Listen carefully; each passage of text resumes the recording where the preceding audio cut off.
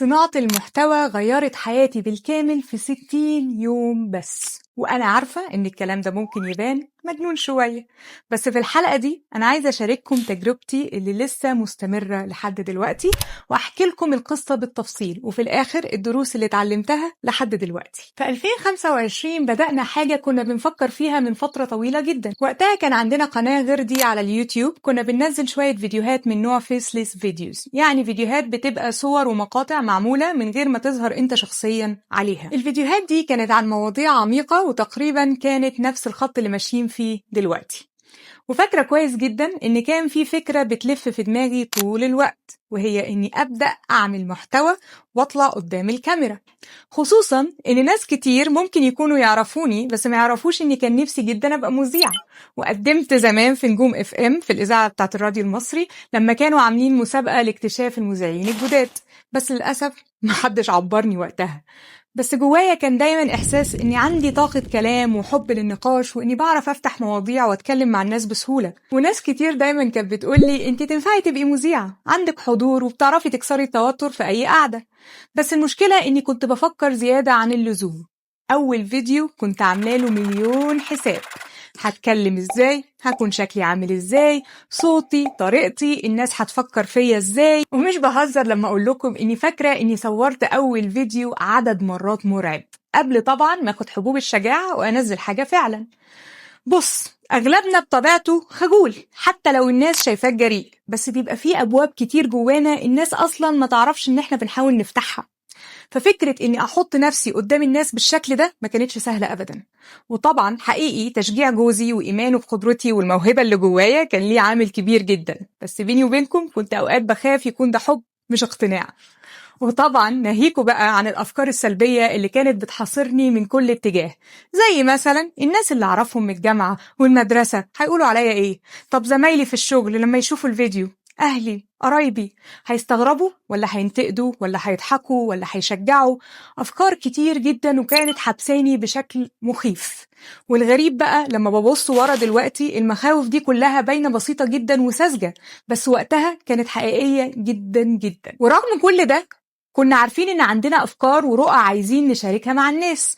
وأعتقد إن الإحساس ده أكيد حسيتوا بيه قبل كده، حتى لو في صورة بوست أو كلام في قعدة مع أصحابكم أو فكرة نفسك الناس تسمعها. والدافع الإيجابي ده كان أقوى بكتير من كل الخوف اللي كان في دماغي. ففي الآخر زي ما قلت أخدت حبوب الشجاعة ونزلت أول فيديو على اليوتيوب وعملت أول شورت، وبالنسبة لي كان حدث ضخم جدا. كنت حاسة إني أخيرا كسرت الخوف وكسرت الشك اللي جوايا.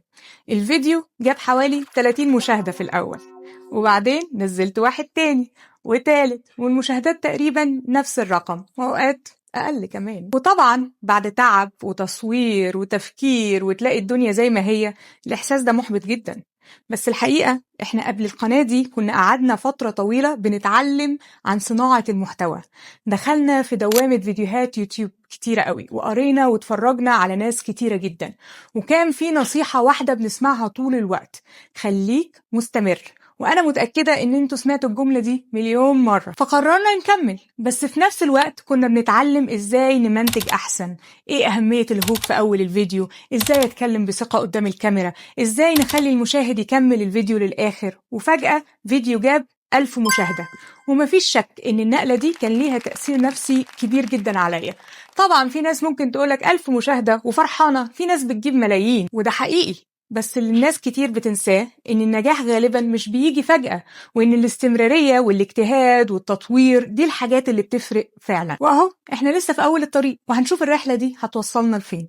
بس عايزة أقول لكم حاجة مهمة جدا: الفصل ده من حياتي غيرني أنا شخصيا. مش بتكلم عن الأرقام ولا المشاهدات لأن أنا لسه في البداية أصلا، أنا بتكلم عن الثقة اللي بقت عندي، الشجاعة إني أتكلم قدام الكاميرا، المعلومات والمهارات اللي أنا شخصيا اتعلمتها جديدة وبتفيدني دايما بشكل شخصي، إني كمان حسيت إن عندي صوت ممكن يفيد حد فعلا. وفكرة إنك تقدر تعمل محتوى هادف يفضل موجود حتى بعد ما الواحد يتوفى، دي فكرة أثرت فيا جدا كفكرة لصدقة جارية، وخلت عندي دافع أكبر بكتير إني أكمل.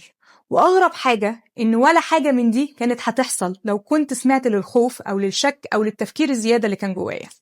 بس لما ببص دلوقتي بعد حوالي 60 يوم، في شوية دروس كنت أتمنى إني أعرفهم من الأول، وعايزة أشاركهم مع أي حد نفسه يبدأ. أول درس: محدش مهتم بالفيديوهات بتاعتك، وده شيء كويس جدا. إحنا كبشر بطبعنا بنفتكر إن كل الناس مركزة معانا وبتحكم علينا، بس الحقيقة كل واحد مشغول بنفسه وبحياته وبمشاكله، وده معناه إن في البداية عندك حرية كاملة إنك تكون مش بيرفكت، تغلط، تجرب، تتعلم، تبوظ وتعيد.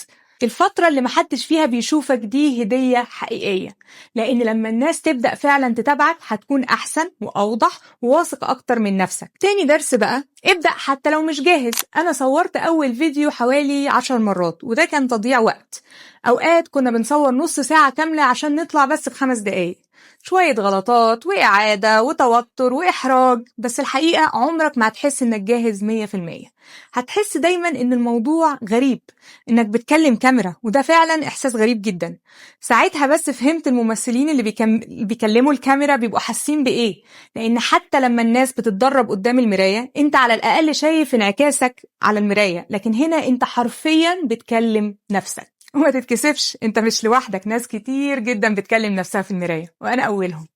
واول فيديوهاتك غالبا هتبقى awkward قوي، الايديتنج هيكون غريب، الاضاءة زيادة او ناقصة، والصوت مش مظبوط، وهتبص للفيديو وتقول ايه العك ده. وعادي جدا، انا لحد دلوقتي بحس كده اوقات، وده طبيعي. بس النصيحة اللي فعلا لازم تتحط حلقة في ودنك: لو بدأت فانت كده سبقت 99% من الناس اللي نفسهم يعملوا محتوى، بس عمرهم ما بياخدوا اول خطوة.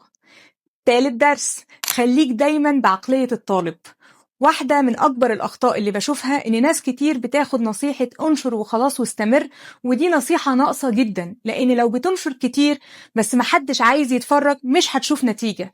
الاستمرارية مهمة جدا، بس لازم يكون معاها تطوير. اتعلم الإيديتنج، طريقة الحكي، إزاي تعرض فكرتك، العناوين، الثامبنيل، البراند، طريقة الكلام، الاحتفاظ بالمشاهد. بص على الناس اللي نجحت واسأل نفسك هي الناس دي نجحت ليه. ولازم تفتكر دايما إن مهما كنت فين في رحلتك دايما في حاجة جديدة هتتعلمها. فلو انت بتبذل مجهود عشان تبقى consistent، لازم تتأكد ان المجهود ده فعلا بيحركك لقدام. الدرس الرابع: ان اليوتيوب والسوشيال ميديا بتسع الكل، فيها مكان لكل فكرة ولكل حد، ما هياش حكر على حد معين. فابدأ حالا دلوقتي.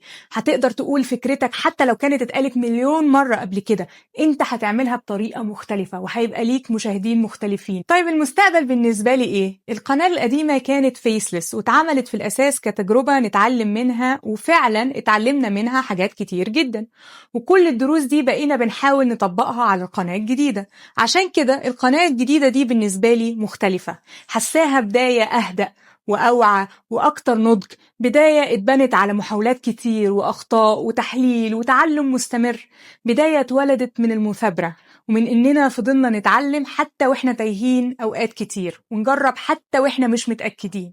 ومع الوقت بقى عندي تقبل أكبر جدا لفكرة التحدي، وبقيت داخلة الرحلة دي بقلب مفتوح أكتر من الأول. القناة هنا هدف فيها إني أساعد الناس وأشارك رحلتي وأبني براند شخصي حقيقي، سواء في صناعة المحتوى من خلال سلسلة تجربتي أو حتى في الحاجات اللي بنتعلمها يوم بيوم. فلو أنت كمان بتفكر تبدأ رحلتك، تعالى نمشي فيها سوا. الحلقات الجاية هنتكلم فيها عن حاجات عملية جدا بنتعلمها كيوتيوبرز لسه في البداية، إيه اللي نفع معانا وإيه اللي عطلنا وإيه الحاجات اللي ممكن تكون بتأيدك وإنت مش واخد بالك.